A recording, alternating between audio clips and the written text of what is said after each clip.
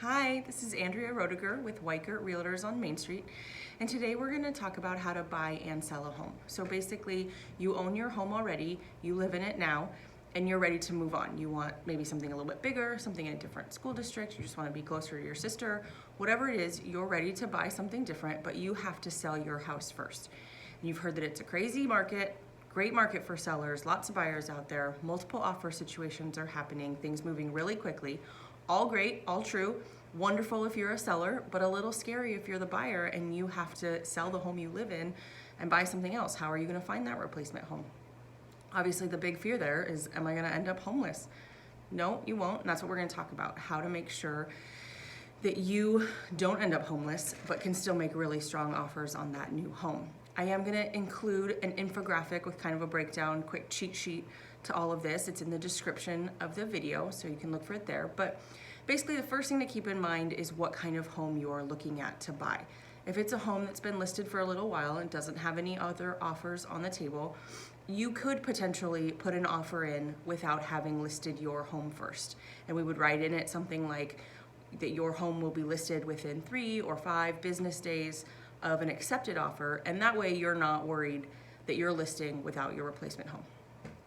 But if you're looking at homes that are brand new to the market, that are going, in a few days, that if it comes up on a Thursday, they're looking at offers on Sunday or Monday, you don't have time to get that home that you're in listed and have a replacement buyer be pending already to be able to make a strong offer.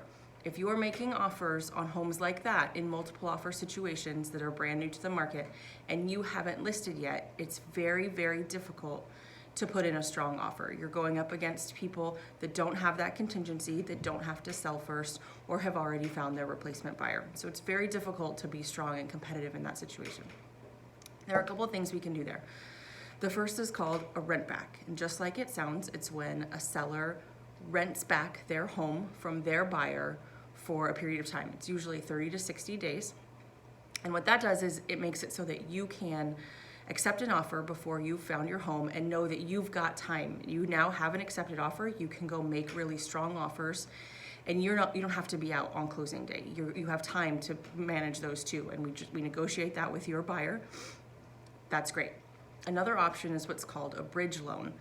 Basically, a bridge loan, the bridge from one loan, the current mortgage, to the next, and how it works is you take a loan off of the equity in your current home. So if you are sitting on a lot of equity, it's possible that you could get that second mortgage with a bridge loan before your first one is sold. The obvious kind of risk there is that if you, for some reason, don't end up selling your first home, you have 2 mortgages.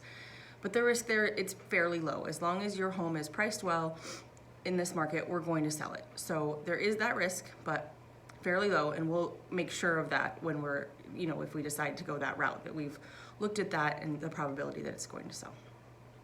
So those are the 2 ways if you need to list before you have found your replacement home. The other way is the more traditional, wait until you have your replacement home lined up and then we list. People, obviously the comfort level there is that you're not listing without having found your replacement home, but like we talked about before, it's very hard to be competitive in that situation. If they have another buyer that doesn't need to sell first, even if we know yours is going to sell and it's going to be very quick and it's not going to be a problem, the risk for that seller is higher picking the one that still needs to find a buyer. So like I said, it's very hard to be competitive in that situation.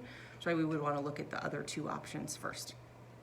Thanks for listening all the way. Like I mentioned, there is a little cheat sheet infographic. The link is in the description of the video. Thank you so much. See you next time.